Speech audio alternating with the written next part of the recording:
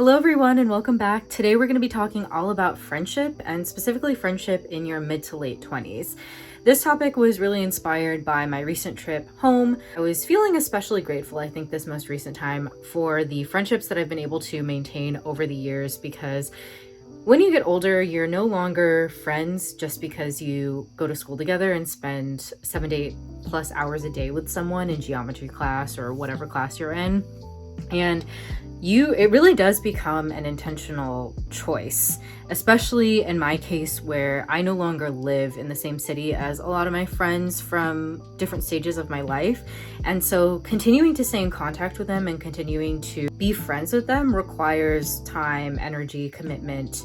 I see the way that my life and my friends' lives continue to kind of look different in a lot of ways. Like, I have friends who are married, who have bought homes. I have friends who have kids, and I am not married, do not have a house, and do not have kids. I guess it kind of feels like we continue to actively choose to be friends with each other because we don't really have that common unifying experience that we're all going through, like when you're in high school and just going to school together. We're now, kind of at very different stages in our lives, and somehow still choosing to be friends with each other. I guess I was just feeling very loved and grateful for my friends who are in my community, both old friends and new friends, and I wanted to talk a little bit more about it.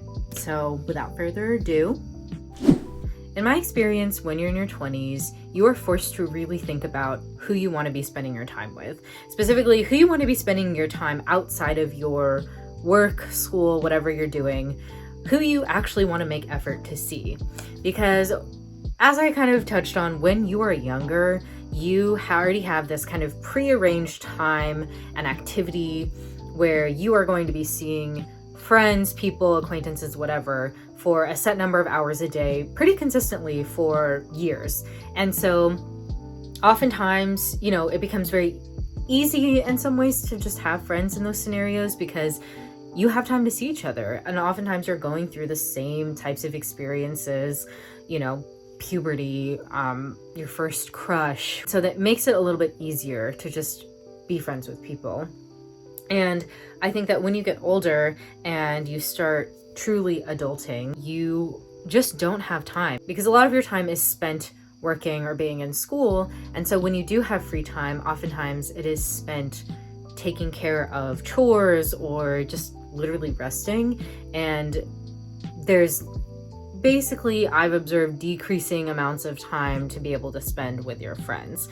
Now, whether or not that is the model that I want for my life, I think I'm continuing to reevaluate that and trying to actively make more time to see my friends and people that I really care about. But when you're in your 20s, it looks different than when you're a teenager. Some general philosophies, rules, I guess you could say, that I have about friendships and making friends. The first and main one really is that I don't force friendships. And what I mean by this is that, I'm always down to meet new people, but I'm not really that desperate for new friends. And it might be because I'm lucky enough to already feel like I have plenty of friends, but truly, if it's not happening, if this friendship is not happening, it's just not happening. And that's fine. I think that it's important to be able to acknowledge when, it wasn't meant to happen. Or maybe we had coffee or went to get food one time, but we never did anything after that. That's okay.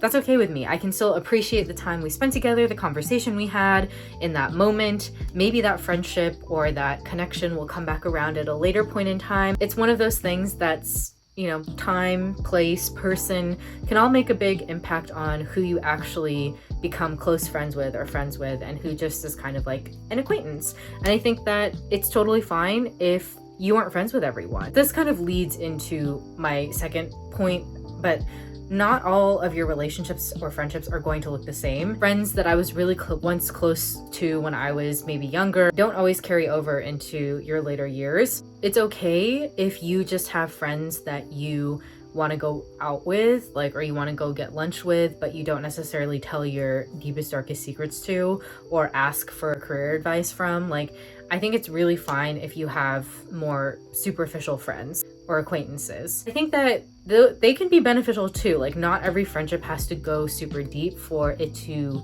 have value. And that kind of leads me to not all of your friendships and relationships are going to look the same. And this is true for both people. I might be really close with one friend. I might have another friend who I only really kind of go get brunch with and talk about very surface level things with. The other piece to this is that your friendships are not going to look the same over the course of time. So like my friendships that I've had with people I've known since I was younger, like in middle school or high school, they have evolved as I have gotten older. And so maybe at one point in time we were spending all of our time together and talking every day, but now we just don't do that. Like, I'm not in the Bay Area anymore, and so we talk maybe less frequently, but it doesn't mean that our friendship is any less strong or any less meaningful. It just looks different. Friendship takes work. It takes effort. And I think that in the United States, maybe globally as well, but I can really only speak for the United States, there's kind of a glorification of romantic relationships as kind of the highest form of love, or the form of love that you should aspire the most to. And I think that this does a huge disservice to like platonic relationships and friendships. I think that, you know, there's nothing wrong with wanting romantic love, or like if that's how you prioritize your forms of love, that's also fine. Sometimes romantic love is, we talk a lot about nurturing that, but we don't talk about how we need to also take care of our friends and take care of our friendships. It's one of those things where if you really want to, again, if you want to maintain your friendships, if you want to continue to have deep relationships with your friends, like you need to put some amount of time and energy into that. And it can look, again, it might look different over the course of your life, over different life stages, but there needs to be some amount of effort and time that's put into that relationship. Otherwise, there's like no way that it's gonna continue, I think. All right, how I actually make friends. A lot of my friends have asked me how I make friends because most of my friends are probably not in school. And so when I talk to them about how things are going, many of them will often bring up that, you know, their friends have also moved away and they are not really sure how to make new friends because, again, you don't have school. So to be quite honest, the answer of where I make most of my friends right now and how I meet people is still, it's still work in school. If I wasn't in school, I think I would be making most of my friends through common interest activities. So whether or not that's, you know, maybe I would be in a dance, actually I kind of want to do this anyway, but maybe I would be at like with a dance group, maybe I would be in like a reading group, maybe I would be in a running club, and we already have something that we're both kind of interested in and care about, and so that can serve as a very natural bridge and a first kind of conversation with somebody. I think that if I weren't in school or working, that's how I'd be making friends. Another way that I've been making friends lately as well, especially throughout this panini, is online. So I feel like there's still kind of a stigma of online relationships, like romantic ones and friendships as well. I have my own critiques, I guess, of romantic relationships in specific scenarios online, and maybe even friendships as well, but I won't get into that here. But I think that you can really meet a lot of cool people online. And I think for a lot of marginalized communities, people forget that oftentimes online spaces are basically like the only way that you're able to find community.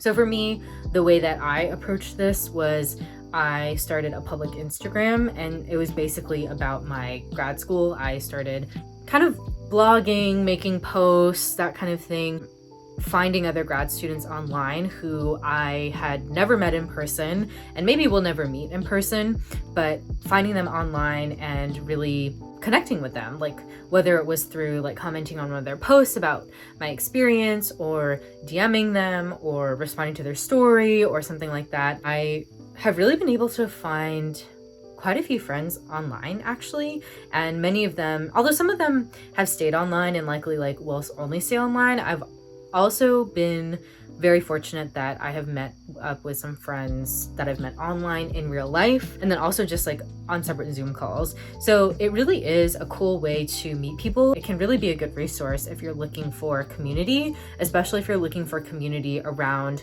coalescing around certain subjects. So like grad school, or in my case, if I was really wanting to seek an adoptee community, I know there's a very active online adoptee community. It really can be a good place to build that if you're wanting to engage with it. And it doesn't mean you have to necessarily make like an Instagram or like a social media profile. Like I think there's plenty of websites as well where you can meet people. I've never tried Bumble BFF, but I know have had a few friends who've gone on Bumble BFF and like made friends on there.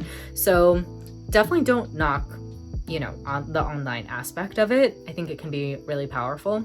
That is basically my semi-structured loose conversation about friendship as a 27 zillennial living in the United States. Editing Emily here. Quick note, I realized I didn't explicitly name the role of race and gender in my own, like how it shapes my own thinking about friendships, and also like what makes a good friend to me. I know that there is lots of nuance and layers to being like in interracial friendships and what it means to make friends as someone with marginalized identities. So that video is maybe one I'll do in the future, but that's not named, even though I want to recognize that that is a very important aspect of friendship that is kind of missing in this video.